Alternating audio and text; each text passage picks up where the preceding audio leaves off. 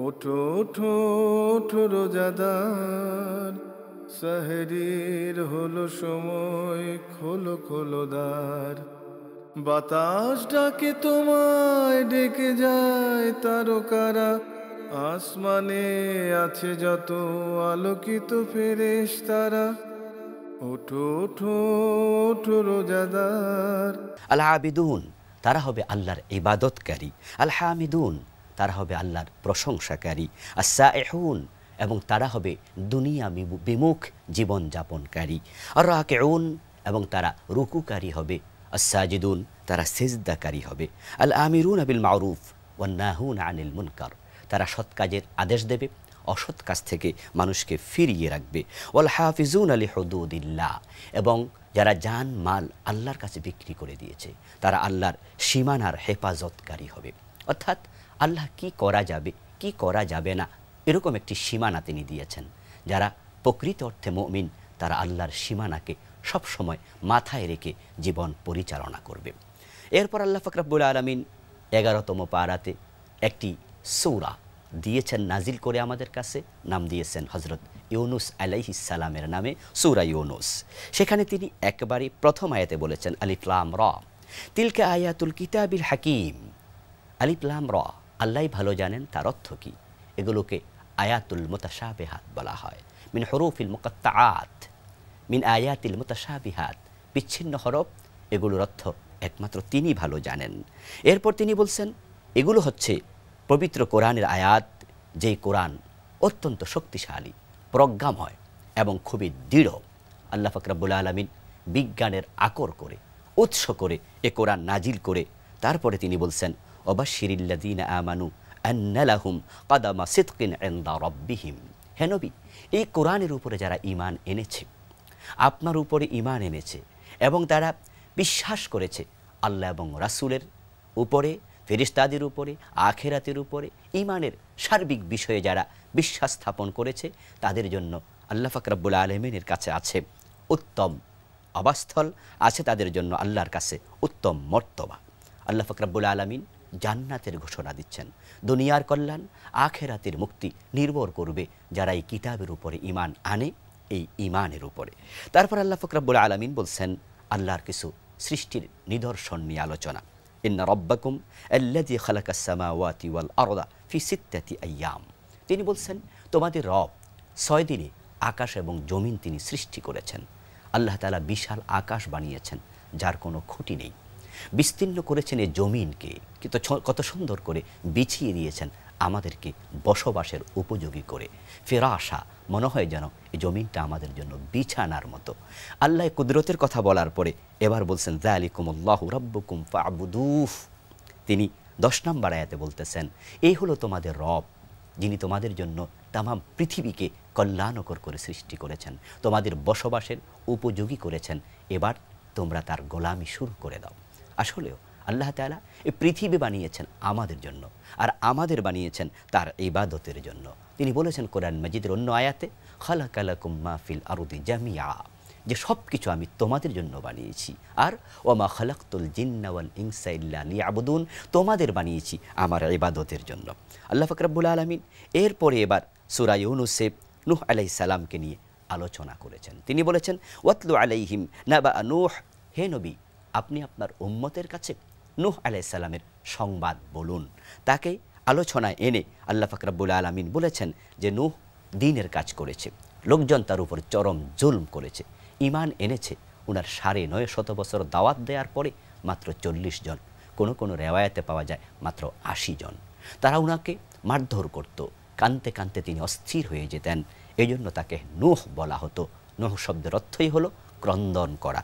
এক পর্যায়ে তিনি বলেছেন আল্লাহ এই মানুষগুলো ঈমান আনবে না, রব্বিলা তাজার আলাল আরদে মিনাল কাফিরিনা দাইয়ারা, হে আমার রব আপনি তাদের ঘর বাড়িগুলোকে শেষ করে দেন, আর দরকার নেই তাদের মতো পাপাচারীদেরকে পৃথিবীতে রাখা। আল্লাহ তাআলা নূহ আলাইহিস সালামের দোয়া কবুল করেছেন, প্লাবন দিয়েছেন, ডুবিয়ে দিয়েছেন সমস্ত জালেমগুলোকে। আল্লাহ বলছেন ফানাজ্জাইনাহু ওয়া মান মাআহু ফিল ফুলক, এবং সে প্লাবন থেকে আমি নূহকে এবং তার অনুসারীদেরকে আমি নাজাত দিয়েছি। যে 40 অথবা যে 50 জন ঈমান এনেছিল নূহ আলাইহিস সালামের উপরে, আল্লাহ তাদেরকে ওই নৌকাতে তুলে হেফাজত করেছেন, বাকি সবগুলো মানুষকে তিনি ডুবিয়ে মেরেছেন। তারপরে আল্লাহ তাআলা এবার বলছেন, ওয়াকালা মূসা রব্বানা ইন্নাকা আতাইতা ফিরআউনা ওয়া মালাআহু জিনাতান ওয়া আমওয়ালান ফিল হায়াতিদ দুনিয়া। তিনি পরবর্তীতে নূহ আলাইহিস সালামের পরে মূসা আলাইহিস সালাম প্রসঙ্গে আলোকপাত করে বলছেন, মূসা আলাইহিস সালাম বলেছেন, হে আমার রব, আপনি ফিরআউনকে এবং তার সৈন্য সামন্ত, তার যারা এমপি মন্ত্রী আছে, সভাসদবর্গ, তাদেরকে আপনি অনেক টাকা পয়সার মালিক বানিয়েছেন, তাদেরকে দুনিয়াতে ক্ষমতা দিয়েছেন। হে আল্লাহ, তারা আমাকে এই নেয়ামত পাওয়ার পরেও উল্টা আচরণ করছে, আমার সাথে জুলমের আচরণ করছে, বনি ইসরাইলের সাথে চরম জুলম করছে। হে আল্লাহ, আপনি একটি বিহিত করুন। আল্লাহ পাক রব্বুল আলামিন এক পর্যায়ে মূসা আলাইহিস সালামকে বললেন, ঠিক আছে, তুমি মিশর থেকে বেরিয়ে যাও, চলে যাও তুমি ফিলিস্তিনের দিকে। মূসা আলাইহিস সালাম বনি ইসরাইলের লোকদেরকে সাথে নিয়ে কোনো এক রাতে রওনা করেছেন। সকালবেলায় ফেরাউন টের পেয়েছে, তখন পিছু ধাওয়া করল। হজরত মূসা আলাইহিস সালাম এবং বনি ইসরাইলের লোকদেরকে মিশরে ভালোভাবে থাকতে দেবে না, আবার তারা হিজরত করবে এটাও হতে দেবে না। তাই ফেরাউন ঘোষণা করেছে, চলো তাদেরকে ধরে এনে আমরা শুলে চড়াতে চাই। আল্লাহ পাক রব্বুল আলামিন সে প্রসঙ্গ টেনে বললেন, ওয়াজাওয়াজনা বিবানি ইসরাঈল আল বাহর, আমি লোহিত সাগর তাদেরকে পার করে দিয়েছিলাম। হজরত মূসা আলাইহিস সালাম উনার বনি ইসরাইলের লোকদেরকে সাথে নিয়ে যখন সমুদ্রের একবারে তীরে চলে গেলেন, তখন তারা বলেছিল, ইন্না লা মুদরাকুন, আমরা বুঝি ধরাই পড়ে গেলাম। মূসা আলাইহিস সালামকে তারা বলেছে, আমাদের কি উপায় নেই? পিছনে আমরা দেখতে পাচ্ছি ফেরাউন আসছে সৈন্য সামন্ত নিয়ে আমাদেরকে অ্যাটাক করার জন্য, আর সামনে আমরা দেখতে পাচ্ছি বিশাল সমুদ্রের অথই জলরাশি, এখন যাবোটা কোথায়? ধরা বুঝি পড়ে গেলাম। মূসা আলাইহিস সালাম তখন বলেছিলেন, কাল্লা ইন্না মাইয়া রব্বি সাইয়াহদিন, অসম্ভব, আমার রব আমার সাথে আছে, আমরা ধরা পড়তে পারি না। হজরত মূসা আলাইহিস সালাম আল্লাহ তাআলার উপরে চমৎকার তাওয়াক্কুল যখন প্রকাশ করলেন, আল্লাহ পাক রব্বুল আলামিন মূসা আলাইহিস সালামকে আর দেরি করেননি, তিনি পার করে দিয়েছেন সমুদ্র। তার হাতে ছিল লাঠি, তিনি বলেছেন, আনিদ্রিব বিআসাকাল বাহর, হে মূসা, আপনার হাতের লাঠি সমুদ্রে আঘাত করুন। মূসা আলাইহিস সালাম সমুদ্রে আঘাত করলেন, সাথে সাথে 12টি রাস্তা হয়ে গেল। মূসা আলাইহিস সালাম সে রাস্তা ধরে চলতে থাকলেন। এক পর্যায়ে ফেরাউন লোহিত সাগরের তীরে এসে যখন দেখতে পেল সামনে রাস্তা 12টি সমুদ্রের মাঝে, বিস্মিত হলো লোকজন, কিন্তু ফেরাউন নির্বিকার। লোকজন প্রশ্ন করেছিল, এই রাস্তা হলো কিভাবে? ফেরাউন বলল, আমি করেছি। অর্থাৎ সে ক্ষমতা পাওয়ার পরে এতটা অহংকারী হয়ে গিয়েছিল, হিতাহিত জ্ঞান শূন্য হয়ে গিয়েছে। সেদিন যদি সে বুঝতো আর তাওবা করতো, ডুবে মরা লাগতো না। কিন্তু সে বলল, আমি বানিয়েছি, চলো এই রাস্তা ধরে। সামনে আগালো, রেজাল্ট যা হওয়ার তাই হলো। হাত্তা ইদা আদরাকাহুল গারাক, এক পর্যায়ে আল্লাহ পাক রব্বুল আলামিন সে রাস্তা ভেঙে দিলেন। মূসা আলাইহিস সালাম বনি ইসরাইলের লোকদেরকে সাথে নিয়ে পার হয়ে গেলেন, কিন্তু সে পার হতে পারেনি। তাকে সমুদ্রের পানি পেয়ে বসেছে, সে ডুবতেছিল, ডুবে মরল তার সকল সৈন্য। এখানে আমাদের সবচেয়ে বড় শিক্ষা হলো, ফেরাউন তখন ক্ষমতায় ছিল, ফেরাউন তখন ঘুমন্ত নয়, সজাগ ছিল। ফেরাউন তখন একা নয়, হাজার হাজার সৈন্য সহ ছিল।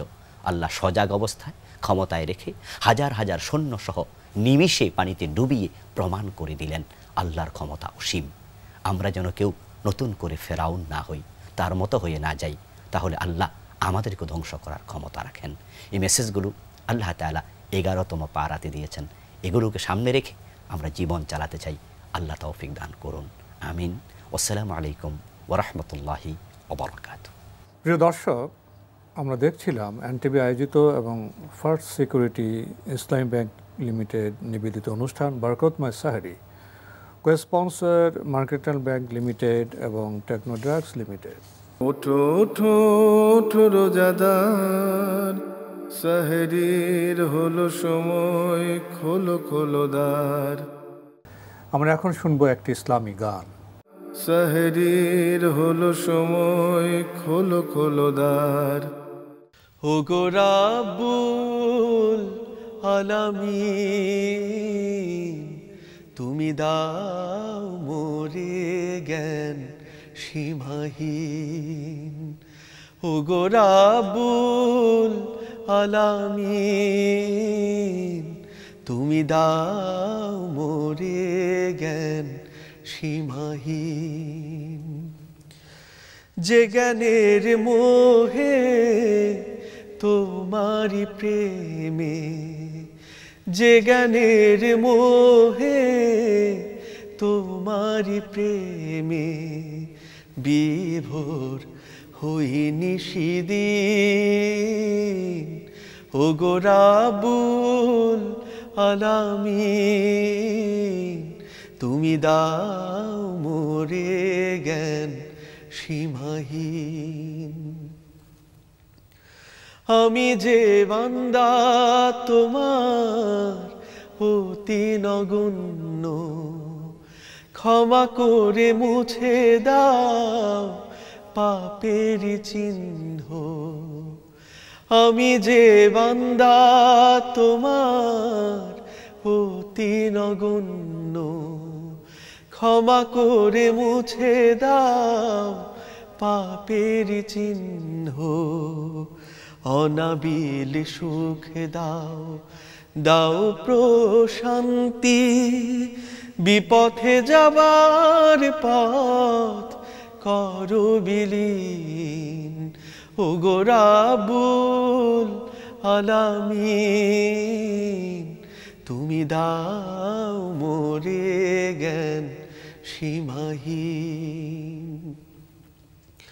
কোরআনের জ্ঞান দাও যথাযথ বুঝতে, হাদিসের জ্ঞান দাও সব ভালো খুঁজতে। কোরআনের জ্ঞান দাও যথাযথ বুঝতে, কোরআনের জ্ঞান দাও সব ভালো খুঁজতে। ইবাদত করতে তুমি দাও প্রভু শক্তি, অন্তরে দাও তুমি তোমার দিন। ওগো রাব্বুল আলামিন, তুমি দাও মোরে জ্ঞান সীমাহীন। যে জ্ঞানের মোহে তোমারি প্রেমে বিভোর হই নিশিদিন। ওগো রাব্বুল আলামিন, তুমি দাও মোরে জ্ঞান সীমাহীন। ওগো রাব্বুল আলামিন, তুমি দাও মোরে জ্ঞান সীমাহীন। তুমি দাও মোরে জ্ঞান সীমাহীন। আমাদের এখনকার আয়োজন কোরআন এবং সৃষ্টি জগৎ ধারাবাহিক আলোচনা অনুষ্ঠান। সেহরির হলো সময়, খোলো খোলো দ্বার। আমাদের আজকের বিষয় বিবর্তনবাদের ভ্রান্তি। এ বিষয়ে কথা বলবেন বিশিষ্ট বিজ্ঞান গবেষক ডাক্তার মশিউর রহমান। আসসালামু আলাইকুম ওয়া রাহমাতুল্লাহি ওয়া বারাকাতুহু। প্রিয় দর্শক, আমরা অনুষ্ঠানের শুরুতে শুনব পবিত্র কোরআন থেকে তেলাওয়াত সূরা তুরের 35 থেকে 38 নম্বর আয়াতের। প্রিয় দর্শক, আমরা পবিত্র কোরআন থেকে চমৎকার তেলাওয়াত শুনলাম। এখন এই কয়েকটি আয়াতে সূরা তুরের 35 থেকে 38 নম্বর আয়াতে কি বলা হয়েছে এ সম্পর্কে জানতে চাইব আপনার কাছ থেকে। ধন্যবাদ আপনাকে। আপনি অলরেডি খেয়াল করেছেন যে একটা প্রশ্নবোধক শেষ কথাটা, যে যদি প্রথম যেমন বলা হলো যে আম খুলিকু মিন গায়রি শাইইন আম হুমুল খালিকুন আম খালাকুস সামাওয়াতি ওয়াল আরদ বাল লা ইউকিনুন, তারা কি কোনো কিছু সৃজন করলো না তারা নিজেরাই স্রষ্টা? প্রশ্ন দেখেন, যখন বলা হয় এই স্পন্টেনিয়াস জেনারেশন থিওরির এগেনস্টে একটা দেখেন, না তারা নভমণ্ডল ভূমণ্ডল সৃষ্টি করেছে। প্রশ্ন করলে এই আকাশ মহাকাশ তারা কি সৃষ্টি করলো? না, তারা বিশ্বাস করে না। কি বিশ্বাস করে না? আল্লাহর অস্তিত্ব এবং আল্লাহ সুবহানাহু ওয়া তাআলা এই সমস্ত কিছু সৃষ্টি করলো। এখন আল্লাহ সুবহানাহু ওয়া তাআলা শেষে বলছেন যে যদি তুমি কিছু সৃষ্টি করে থাকো একটা প্রমাণ হাজির করো। তাহলে প্রমাণ হাজির করতে গিয়ে আপনি দেখেন ডারউইন তার অনেক কটা তথ্যের মধ্যে একটা দুটা তথ্য নিয়ে কথা বলল। তিনি একটা মেসেজ দিলেন কমন অ্যানসেস্টার, অর্থাৎ যে মানুষ কয়েকটা প্রাণী, অরঙ্গুটান, শিম্পাঞ্জি, গরিলা, এদের অরিজিনাল এক জায়গা থেকে এসে, অর্থাৎ মানুষের আদি উৎস হচ্ছে এপ। আরেকটা তিনি বললেন যে স্পন্টেনিয়াস জেনারেশন থিওরি, আপনা আপনি সব কিছু তৈরি হলো। তৃতীয় যে ব্যাপারটি ছিল হলো যে জড়বস্তু থেকে প্রাণের উৎপত্তি। এটা একটা বিস্ময়কর তথ্য। যেমন ধরেন এখনকার সময়ের বহু বিজ্ঞানী অবাক হয় যে এরকম একটা, এটা বলা যায় গাজাগারির তথ্য কিভাবে দিল, জড় পদার্থ থেকে জীবের সৃষ্টি। তিনি বললেন যে কাদার মধ্যে একটা এককোষী সেল তৈরি হলো। তো এই সেল তৈরি হওয়ার পর এটা মাছে রূপান্তরিত হলো। মাছে রূপান্তরিত হওয়ার পর এটা রেপটাইলে হলো, উভচর প্রাণীতে। তা থেকে একটা পাখি হলো, পাখি থেকে ম্যামালস হলো এবং তার বিস্তার ঘটলো। তো প্রশ্নটা দাঁড়ায় একটা, ডারউইনের এখানে ডিফিকাল্টিস ছিল যে ডারউইন তিনি জানতেন না সেলের স্ট্রাকচার। একটা সেলের স্ট্রাকচার তিনি একটা সেলকে দেখলেন সিম্পল হিসাবে। তার সময় যে মাইক্রোস্কোপ ছিল, যেটা প্রিমিটিভ মাইক্রোস্কোপ বলি, তাতে কিন্তু একটা সেলের সাইটোপ্লাজম পর্যন্ত বোঝা যেত না। তাহলে ক্রোমোজোম খুবই প্রাথমিক পর্যায়ের ক্রোমোজোম তো দেখা প্রশ্নই উঠে না, এবং নিউক্লিয়াসও কিন্তু আলাদা করে দেখা যেত না। তার মতো একটা কোষ হচ্ছে সিম্পল, কিন্তু কোষ আসলে একটা জটিল বিষয়। এখন ইউক্যারিওটিক সেল, প্রোক্যারিওটিক সেল এ সম্পর্কে কিন্তু ডারউইন কোনো ধারণা রাখতো না। যে প্রশ্নটা করা হলো, যদি ঠিক আছে ধরে নিলাম মাছ থেকে যদি উভচর প্রাণী হয়, তাহলে সে তো ওয়ান্স মর্নিং বা অর ওয়ান্স নাইট এটা হয়নি, একটা বিশাল সময়ের মধ্যে দিয়ে যেতে হয়েছে, যে তার একটা ট্রানজিশনাল ফেজ থাকবে। এই ট্রানজিশনাল ফেজে আমরা তো প্রমাণ পাব। তো তিনি কিন্তু তার আরেকটা জিনিস বলেনি, ডারউইন তার প্রথম যেটা ভয়েস অফ বিগল বলা হয়, 31 থেকে 35 বা 37 পর্যন্ত তার যে যাত্রা, নিউজিল্যান্ডের বিভিন্ন দ্বীপে তিনি ঘুরেন, প্রাণের বৈচিত্র্য দেখেন প্রাণীর, এবং তিনি 1839 থেকে কিন্তু তার বই লেখা, বিভিন্ন আর্টিকেল লেখা শুরু করে। তার অরিজিন অফ স্পেসিস যে বইটা, এটা কিন্তু 1859 সালে প্রকাশিত হয়। এই প্রকাশিত হওয়ার পর 1866 পর্যন্ত এটা কিন্তু 6 বার এডিশন হয়। এবং তার 6 নম্বর চ্যাপ্টারে ডিফিকাল্টিজ অন মাই থিওরি, তার কি এখানে তার কথার মধ্যে ভুল আছে, এটা বাংলা যদি বলি ভদ্রভাবে বললে হবে ডিফিকাল্টিস।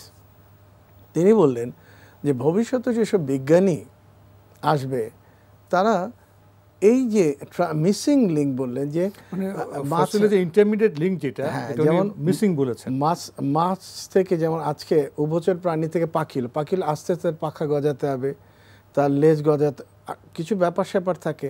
4টা পা যদি 2টা পা হতে হবে, আর 2টা পা থেকে 4টা পা হলে আস্তে আস্তে একটা ডিসঅ্যাপিয়ার করতে হবে। এটা তো একদিন হয় না, ধীরে ধীরে ধীরে ধীরে।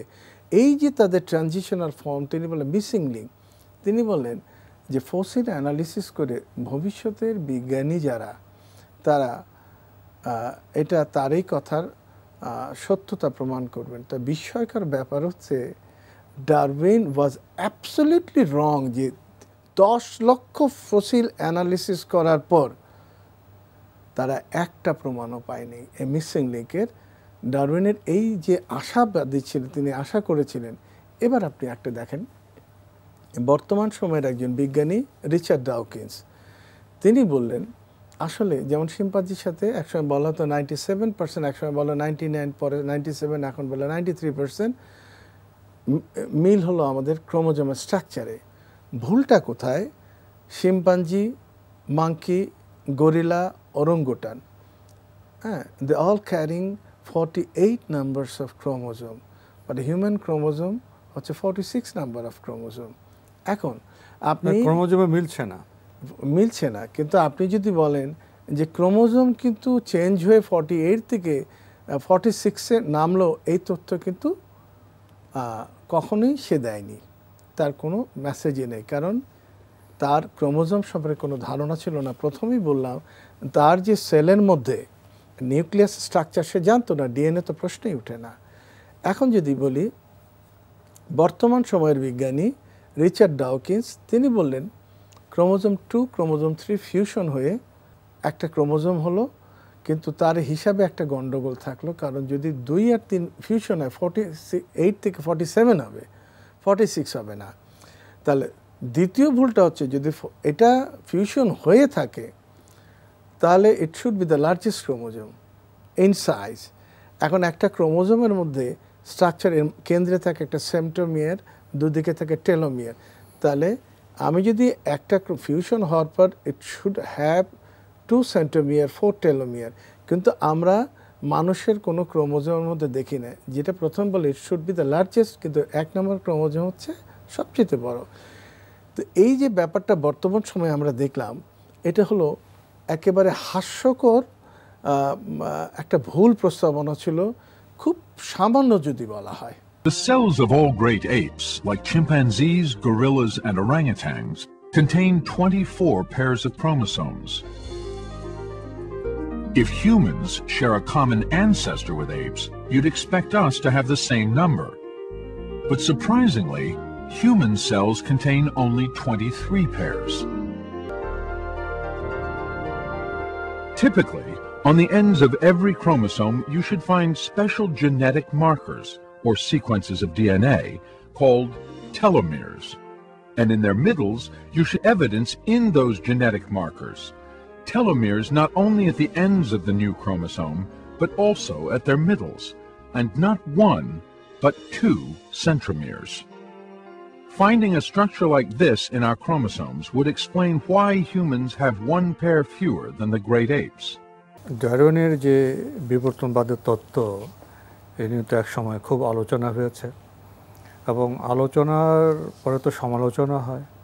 আমরা দেখেছি পৃথিবীর নোবেল পুরস্কারপ্রাপ্ত অনেক বিজ্ঞানী ডারউইনের যে বিবর্তনবাদ, এটাকে বৈজ্ঞানিক দিক থেকে সঠিক নয় বলে বিবেচনা করেছেন। সে বিস্তৃত আলোচনা আমরা যেতে পারছি না। তো ডারউইনের যে বক্তব্য মানব সৃষ্টি সম্পর্কে, আমরা জানি তার সাথে পবিত্র কোরআনের বক্তব্যের মধ্যে মিল নেই। পবিত্র কোরআনের বক্তব্যের আলোকে এবং যারা প্রকৃত বিজ্ঞানী তাদের বক্তব্যের আলোকে ডারউইনের বিবর্তনবাদকে একটি বৈজ্ঞানিক তত্ত্ব হিসেবে তো বোধহয় বিবেচনা করা যায় না। তো এই সংক্ষিপ্ত পরিসরের আমাদের অনুষ্ঠানে আপনার কাছ থেকে একটি বিষয় জানতে চাইব, ডারউইনের যে বিবর্তন তত্ত্ব, এর মূল কথাটা কি? আপনি যেটা প্রশ্ন করলেন আমি একটু অন্যভাবে উত্তর দিই, কারণ তার যেই প্রস্তাবনাগুলো ছিল ভুল এবং যেটা পরবর্তীতে অ্যাকচুয়ালি বাতিলই হয়ে যায়, সেই কয়েকটা ধারণা। তিনি একটা ধারণা দিলেন ওয়ার্ম লিটল পন্ড থিওরি, যেটা আমরা বললাম যেখান থেকে তৈরি হলো তৃতীয়, যেমন এককোষী একটা সিঙ্গেল সেল, এটা থেকে গ্র্যাজুয়ালি সমস্ত কিছু তৈরি হলো। এবং আরেকটা সে সেল সম্পর্কে যে স্ট্রাকচার আমরা প্রথমে আলাপ করলাম, যে তিনি এই কমপ্লেক্স ডিজাইন এটা তিনি কিন্তু বুঝতে পারেননি। তিনি থিওরিটা দিলেন ভেরি সিম্পল, সেল কিছু না, একটা সাধারণ একটা সাদামাটা ব্যাপার, তার এই প্রস্তাবনাটা ছিল। এবং কোষের মধ্যকার জটিল বিষয় তার কিন্তু একেবারেই জানা ছিল না। এরপরে আমরা যদি দেখি জীবাশ্ম সম্পর্কে তিনি কিন্তু সঠিক তথ্য দিতে পারেননি, যে যার প্রস্তাবনা যে ইন্টারমিডিয়েট লিঙ্কটা খুঁজে পান। হ্যাঁ, এই সম্পর্কে কোনো তথ্যই দিতে পারেন না, যে এটা হতে পারে, এটা হতে পারে, এটা হতে পারে। এবং তার সময়কালেও আমরা যে প্রজাপতি থেকে শুরু করি এবং ফড়িং, এরকম ছোট ছোট প্রাণী দেখা যায় 1 কোটি বছর, 2 কোটি বছর, 10 কোটি বছর আগের এবং এখনকার। এবং সবচেয়ে বিস্ময়কর ব্যাপার, আমরা যদি প্রায় প্রজাপতি 20,000 রকম প্রজাপতি পাই, তার কোনো স্পেসিসেরই কিন্তু দেখা যায় না সেই যেই তথ্যটা বলা হয় চেঞ্জ হয় তার বাহ্যিক যে ফিজিক্যাল চেঞ্জ সেটা কিন্তু কোনোটার মধ্যে দেখা যায় না। আর ডারউইনের যারা অনুসারী বিজ্ঞানী প্রায়ত বোধ 150 বছর হয়ে গেল, তারা তো চেষ্টা করে ইন্টারমিডিয়েট লিঙ্ক তো দিতে পারেননি। না, বহু চেষ্টা করা হলো, বহু চেষ্টা করে, এবং তিনি একটা যেমন জীবন বৃক্ষ সম্পর্কে একটা তথ্য দিলেন। জীবন বৃক্ষ কবে কোন সময় কখন মানুষটা নিল, কত বিলিয়ন, 5.6 মিলিয়ন ইয়ার্স, এরপর অরঙ্গুটান কত মিলিয়ন ইয়ার্সে, তারপর সিম্পাঞ্জি, মাঙ্কি, এবং কত বছর, ফাইনালি 10,000 বছর আগে মানুষ কৃষিকাজ শিখে, তারও 20,000 আগে সে পাহাড়ে থাক, এইভাবে যে সিস্টেমগুলি দিল। তো এই প্রত্যেকটা প্রস্তাবনা মানুষ সম্পর্কে, বিশেষ করে মানুষ সম্পর্কে গোটাটাই ছিল ভুল। এবং তার যে কথা ছিল তার নিজের প্রয়োজনে প্রাণী সব কিছু তৈরি করে নেয়। মানুষ চাইলে তার হার্টের কোনো কিছু চেঞ্জ করতে পারে, রিদমটা করবেই। আপনি হার্টবিট চেঞ্জ করতে পারবেন না, আপনার মস্তিষ্কের কোনো স্ট্রাকচার আপনি চাইলে চেঞ্জ করতে পারবেন না। তো প্রথম জিনিস স্যার জন অ্যাকলিস বলতেছে, একটা তথ্য দিলেন, প্রশ্ন করলেন, যদি ডারউইন কথা বলে থাকে তাহলে প্রশ্ন করা উচিত যে আত্মা সম্পর্কে কি বিবর্তন হয়, আত্মার কি বিবর্তন, মনের কি বিবর্তন হয়। এটা কিন্তু শরীর মন দুটো একসাথে লিঙ্ক, এই একটা ব্যাপার আপনি আমরা একটু এ বিষয়ে আমরা ইনশাল্লাহ আপনার কাছ থেকে শুনবো এবং প্রয়োজনে আমরা কিছু ভিডিও দেখার চেষ্টা করব। প্রিয় দর্শক, আমরা দেখছিলাম এনটিভি আয়োজিত এবং ফার্স্ট সিকিউরিটি ইসলামী ব্যাংক লিমিটেড নিবেদিত অনুষ্ঠান বরকতময় sehri, co-sponsor mercantile bank limited এবং টেকনো ড্রাগস লিমিটেড। ওঠো ওঠো ওঠো রোজাদার, সাহরির হলো সময়, খোলো খোলো দ্বার। আপনি বলছিলেন ডারউইনের বিবর্তনবাদ সম্পর্কে, এবং আপনার বক্তব্যকে স্পষ্ট করার জন্য আপনি বোধহয় কিছু আমাদের ভিডিও দেখাতে চেয়েছেন। হ্যাঁ, একটা জিরাফের একটা ভিডিও দেখাতে চেয়েছিলাম। এটা দেখলে যেমন জিরাফের গলা লম্বা হয়, বলা হতো সে এমন এক জায়গায় ছিল, সে জায়গা থেকে তার প্রয়োজনে তার গলা লম্বা করতে হলো। কিন্তু একটা বিস্ময়কর ব্যাপার, আপনি কতদিন চেষ্টা করার পর গলা লম্বা করবেন। দ্বিতীয় প্রশ্নটা হচ্ছে, আমরা যদি জিরাফের স্ট্রাকচারে দেখি, জিরাফের হার্ট কিন্তু মানুষের হার্টের চেয়ে 25 গুণ ক্ষমতা সম্পন্ন। কারণ এই লম্বা নেক দিয়ে মাথায় ব্লাড যখন পাম্প করে, এ খুব ফোর্সফুল কন্ট্রাকশনে মাথায় ব্লাড উঠতে হবে, তা নাহলে সে কিন্তু মস্তিষ্কে ব্লাড সাপ্লাই হবে না। আর তার স্পেশাল কিছু কেন লম্বা, তিনি বলছেন খাবার জন্য। কিন্তু বিস্ময়কর ব্যাপার, সায়েন্স কিন্তু আবিষ্কার করলো না, তার মধ্যে 3টা কাজ হয়। একটা হচ্ছে এইটা দিয়ে সে একটা ফ্রিকোয়েন্সি ক্যাচ করে, দূর থেকে বেশ অনেক কিছু ফ্রিকোয়েন্সি সে ক্যাচ করতে পারে এবং শুনতে পারে সে, যেটা ইনফ্রারেড, যেমন এটা বলে মোবাইল টাওয়ারের মতো কাজ করে। কিন্তু এক একটা প্রাণীর এক একটা স্পেশালিটি আল্লাহ সুবহানাহু, এটা দিয়ে কিন্তু সে যুদ্ধ করে মাথা দিয়ে। তো আমরা ওই ভিডিও দেখলেই ক্লিয়ার হয়ে যাবে ইনশাআল্লাহ। আসলে জিরাফের যে ভিডিওটা আমরা দেখলাম, সেটার একটা প্রেক্ষাপটটা তো এরকম ছিল যে ডারউইন বলেছিলেন যে প্রাণী তার নিজের প্রয়োজনে তার শরীরের আকৃতি পরিবর্তন করতে সক্ষম। ভিডিওর আলোকে আমরা উপলব্ধি করলাম তার এই বক্তব্যটা বিজ্ঞানের ভিত্তিতে টেকে না।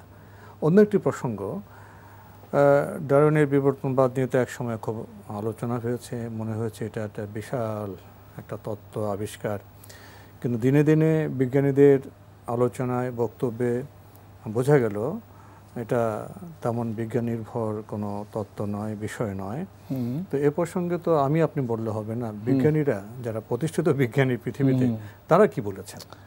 প্রথম কথা বলি ফ্রান্সিস ক্রিকের কথা। তিনি একজন ডিএনএ আবিষ্কারের জন্যই কিন্তু তিনি নোবেল পান। ফ্রান্সিস নোবেল পুরস্কার প্রাপ্ত বিজ্ঞানী, একজন বিজ্ঞানী। তিনি বলছেন structure like DNA can never been emerge spontaneously. আপনি হবে, কারণ যখন স্ট্রাকচার, এই ডিএনএর জটিল স্ট্রাকচার দেখে, তখন মানুষ এটা কখনোই বিশ্বাস করতে পারে না যে এটা আপনার, কারণ এই ডিজাইন ইম্পসিবল। যে দেখে সে জানে, একবার যে দেখলো সে জানে। সুতরাং সে এই কথাটা আমরা জানলাম। তো ডারউইনের এই তথ্য ধরে নোবেল লরিয়েট যারা, নোবেল পুরস্কারে ভূষিত যারা, তাদের তথ্যই দিই। তাদের মধ্যে স্যার জন অ্যাকলিস, তিনি রিজেক্ট করে দিলেন তার তথ্য এবং তিনি বললেন এটা গাঁজাখুরি গল্প, সত্য না। এরপরে আমরা যদি উইলিয়াম ফিলিপস, জোসেফ মারে, এদের কথা চিন্তা করি, ক্রিশ্চিয়ান অ্যানফেন্সি, নেভিল এবং জর্জ ওয়াল, চার্লস টাউসন, এরকম বিভিন্ন বিজ্ঞানী আছে। সবচাইতে মজার কথা হচ্ছে যে একজন বিজ্ঞানী যেমন মিলার, তিনি চেষ্টা করলেন যে আর্লি প্রিমিটিভ ওয়ার্ল্ড, তিনি জীবন সৃষ্টি করার ল্যাবে চেষ্টা করলেন, তিনি ফেল করলেন যে জীবন সৃষ্টি করা এটা ইম্পসিবল। এবং একজন আমেরিকান বিজ্ঞানী তিনি বললেন যে ডারউইনের এই কথাটা কীরকম, যদি বলা যায় একটা টর্নেডো একটা জাঙ্কিয়ার্ডের উপর দিয়ে যাওয়ার পর সেখান থেকে আপনা আপনি একটা 747 বোয়িং বের হয়ে আসছে, এটা যদি বিশ্বাস করা যায় তাহলে আমি ডারউইনের কথা বিশ্বাস করব। বিষয়টা হলো যে অসংখ্য লোহা টুকরা পড়া আপনা আপনি এই যে স্পন্টেনিয়াসলি জেনারেট করলো। এবং তার চেয়ে বড় কথা হচ্ছে যে এখানে আরও কিছু বিজ্ঞানী যেমন ম্যান্ডেল, গ্রেগর ম্যান্ডেল কিন্তু তার সমসাময়িক, তিনি যখন ডারউইনের কথা শুনলেন তিনি বললেন এটা একেবারে বাজে কথা, এটা সম্ভব না। কারণ আমরা ল অফ ইনহেরিটেন্স কিন্তু ম্যান্ডেলের লতেই কিন্তু চলে এবং এর পরবর্তী জেনেটিক্স আরও দূর অগ্রসর হয়েছে। আমরা যদি থেকে রিচার্ড লিকের কথা, তিনি কিন্তু তার এই থিওরিটা রিজেক্ট করে দিলেন। আপনার কাছে আরও অনেক তথ্য ছিল কিন্তু সময়ের কারণে আজকে আর আমরা সেগুলো শুনতে পারলাম না। তো একটি বিষয় আপনার কাছে জানতে চাইব, নোবেল পুরস্কারপ্রাপ্ত বিজ্ঞানীরা তো ডারউইনের বিবর্তনবাদকে তারা মানেননি, তারা বৈজ্ঞানিকভাবে এটাকে প্রত্যাখ্যান করেছেন। আমরা জানি অভ্রান্ত নাজিলকৃত আসমানি কিতাব পবিত্র কোরআন, পবিত্র কোরআনে তো মানব সৃষ্টি সম্পর্কে কথা বলা হয়েছে। তো পবিত্র কোরআন তো ডারউইনের মতবাদকে রিজেক্ট করছে, প্রত্যাখ্যান করছে, বিজ্ঞানীরা প্রত্যাখ্যান করছেন। তাহলে মানব সৃষ্টি সম্পর্কে মূল সত্যটা আমরা কিভাবে অভিহিত করব? প্রথম কথা হচ্ছে আপনি দেখেন কোরআন মজিদে প্রথম সৃষ্টি কিন্তু আয়াতটুকি আসছে 5টা আয়াতের মধ্যে সূরা আলাকের মানুষ সৃষ্টি, খালাকাল ইনসান আমিন আলাক। এই যে আলাকা থেকে তৈরি, আজকে সায়েন্টিস্ট দেখলো হোয়াট ইজ কল্ড আলাকা, এই যে সৃষ্টির রহস্য। এবং আমরা আয়াতটা শুনলাম যে আয়াতে সেখানে সৃষ্টির কথা বলা হলো। আমরা কোরআন মজিদে সূরা মুমিনুনের 12 থেকে 12, 13, 14 নম্বর আয়াতের কথা জানি। আমরা সূরা দাহারের 2 নম্বর আয়াতের কথা, ক্লোজ টু 100 আয়াত আসছে যেখানে মানুষের কথা আছে। সূরা আর-রহমানে আমরা জানি মানুষের কথা কিভাবে তৈরি করা হলো। তো প্রত্যেকটা কথাতে মৌলিক মানুষ প্রথম তৈরি হলো মাটি থেকে, এরপর স্পার্ম থেকে, স্পার্ম হলো, মিক্সিং হলো এবং ইউটেরাসে সেটা রাখা হলো। বিজ্ঞান এখন এগুলো স্বীকার করে এগুলি। এবং সূরা জুমারের 3 ফেজের কথা বললো। আমরা জানি এখন 3টা ফেজ বললো, 3-4 রকমভাবে বর্ণনা করে যে মাতৃগর্ভে 3টা ফেজ থাকে, first trimester, second trimester, third trimester, এইভাবে ডিনোট করে। আবার আমরা যদি ইউটেরাসের লেয়ার তখন দেখি সেখানে 3টা লেয়ার পাই। 3টা পর্যায়ক্রমে এত নিখুঁতভাবে বর্ণনা করা মানুষ সৃষ্টির সমস্ত কিছু। এবং আল্লাহ বলছেন আমি আকৃতি দান করলাম, সৃষ্টি করে শেষ করলেন না আল্লাহ, আমি আকৃতি দান করলাম। তো এইখানে সাইজেন শেপ ফাসাওয়াহা, আপনি দেখেন এই যে আল্লাহ সুন্দরভাবে সৃষ্টি করলেন সেই কথাটা বললেন। কোরআন মজিদে কিন্তু এই কথাগুলি স্পষ্টভাবে উল্লেখ করা আছে। এবং এমব্রায়োলজির যিনি বলা হয় যে সবচেয়ে ফেমাস বই যেটা মেডিকেলে পড়ানো হয়, উইলিয়াম কিথমোর, তার নিজের কথা হচ্ছে what ever written in Quran is absolute. আপনার তো না বলা অনেক কথাই রয়ে গেল, কোনো এক সময় সুযোগ হলে আমরা সেসব কথা জানার চেষ্টা করব। ডক্টর মশিউর রহমান, আপনাকে অনেক ধন্যবাদ। ধন্যবাদ আপনাকে। প্রিয় দর্শক, আমরা দেখছিলাম এনটিভি আয়োজিত এবং ফার্স্ট সিকিউরিটি ইসলামী ব্যাংক লিমিটেড নিবেদিত অনুষ্ঠান বরকতময় sehri, co-sponsor mercantile bank limited এবং টেকনো ড্রাগস লিমিটেড। আমাদের অনুষ্ঠান আপনারা এনটিভি অনলাইনেও দেখতে পারবেন, ভিজিট করুন www.ntvbd.com। এছাড়া ইউটিউবে এবং আমাদের ভেরিফাইড ফেসবুক পেজে অনুষ্ঠান দেখতে পারবেন। সময় তো খুবই স্বল্প, কি বলবো। মানুষ প্রথমেই মানুষ ছিলেন, বিবর্তনবাদের মাধ্যমে মানব সৃষ্ট হয়নি। প্রথম মানব আদম আলাইহিস সালাম, তিনি মানুষই ছিলেন, আমরা তার সন্তান, আমরা মানুষই থাকব। কিন্তু প্রশ্ন হলো আমরা কি প্রকৃত মানুষ হিসেবে নিজেদের বিকশিত করব না জ্ঞান বিজ্ঞানের আলোকে এবং অভ্রান্ত গ্রন্থ আসমানি নাজিলকৃত কিতাব পবিত্র কোরআনের আলোকে? এ প্রশ্ন রেখে আজকের অনুষ্ঠান এখানে শেষ করছি। দেখা হবে ইনশাআল্লাহ আগামীকাল একই সময়ে। প্রিয় দর্শক, মহান আল্লাহ আমাদের সবাইকে নিরাপদে রাখুন, রাখুন শান্তিতে। আসসালামু আলাইকুম। রমজানে ঘিরে আছে কত রহমত, আছে কদরের রাত বরণে আমার। ওঠো রোজাদার পড়ো কোরআন।